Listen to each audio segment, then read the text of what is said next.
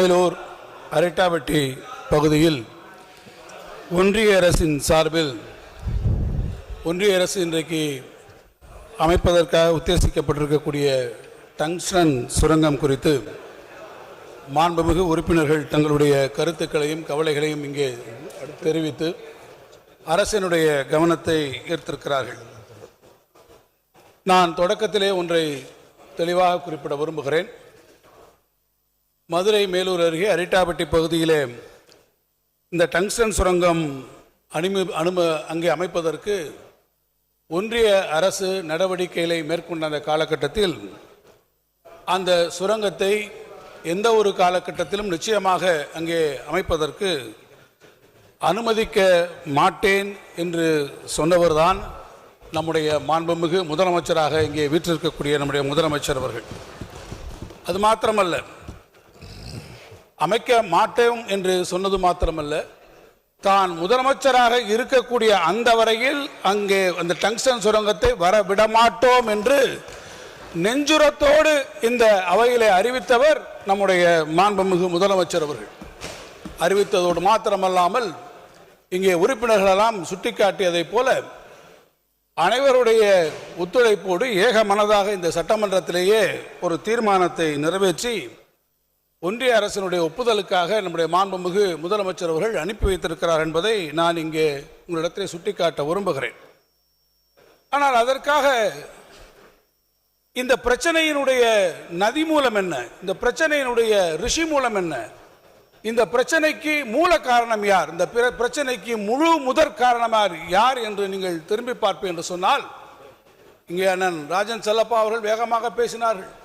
அவரே மாநிலங்களவையில் உறுப்பினராக இருந்தவர். இந்த பிரச்சனைக்கெல்லாம் யார் மூல காரணம் தெரியுமா?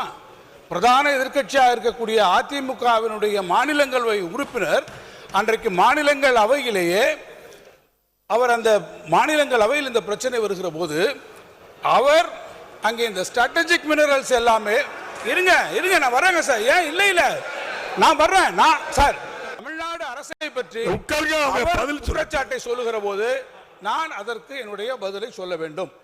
இந்த காரணம் எங்கே இருந்து துவங்கி இருக்கிறது என்பதை நான் தெரிவிக்க வேண்டியது என்னுடைய கடமையும் அவசியம் என்று நான் கருதுகிறேன். எனவே நீங்கள் அப்போது ஆதரித்ததற்கு பிறகு ஒன்றிய அரசு இந்த ஸ்ட்ராட்டஜிக் மினரல்ஸ் என்று அதை கொண்டு வந்து இதை ஏலம் விடுவதற்கு அவர்கள் முயற்சித்த போது அப்போதே அதை ஒத்துக்கொள்ளாமல் அதை எதிர்த்த அரசு தமிழ்நாடு அரசு அதில் அரசியல் ஆதாயம் செய்வதற்காக இன்றைக்கு நீங்கள் அதில் குளிர்காய நினைக்கிறீர்கள் என்பதை நான் திட்டவட்டமாக உங்களிடத்தை தெரிவிக்க விரும்புகிறேன். ஒன்றிய அரசு தன்னுடைய பொறுப்பில் எடுத்துக்கொண்டு நாங்கள் அந்த ஏல முறையை கொண்டு வருவோம், மாநில அரசுக்கு அதுக்கு பங்கு அல்ல, ஸ்ட்ராட்டஜிக் மினரல்ஸ் அரிய வகை கனிம வளங்கள் இது இனிமேல் எங்களுடைய பாத்தியதை நாங்கள் தான் கொண்டு வருவோம் என்று மாநில உரிமைகளையும் மீறி மத்திய அரசாங்கம் அதை எடுத்துக்கொண்ட போது அதை நீங்கள் ஆதரித்ததனுடைய விளைவுதான் இன்றைக்கு டங்ஸ்டனாக இங்கே வந்திருக்கிறது என்பதுதான் என்னுடைய நிலைப்பாடு. I am coming to the point again. ஆனால் நாம் இங்கே தீர்மானத்தை நிறைவேற்றிய பிறகும் ஒன்றிய அரசு என்ன சொன்னது? நாங்கள் இதை ஜியாலஜிக்கல் சர்வே ஆஃப் இந்தியாவினுடைய கவனத்திற்கு கொண்டு போய் அதை நாங்கள் பார்க்கிறோம் என்று சொன்னார்கள். நீங்கள் என்ன செய்திருக்க வேண்டும்? போராட்டம் நடத்தக்கூடிய நண்பர்கள், நம்முடைய பிரதான எதிர்க்கட்சியை சார்ந்தவர்கள் ஒன்றிய அரசை கண்டித்து நீங்கள் ஒரு வார்த்தை அறிக்கையில் சொல்லி இருந்தால் பரவாயில்லை.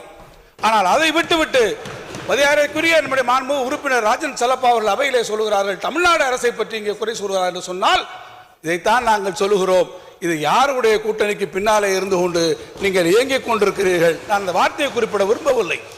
ஆனால் ஒன்றிய அரசை நீங்கள் சொல்லவில்லை. தமிழ்நாடு அரசு அங்கே இருக்கக்கூடிய பொதுமக்கள், விவசாய பெருங்குடி மக்கள் அங்கே போராட்டம் நடத்துகிற போது அந்த போராட்டத்துக்கு அனுமதி வழங்கி இருக்கிறது.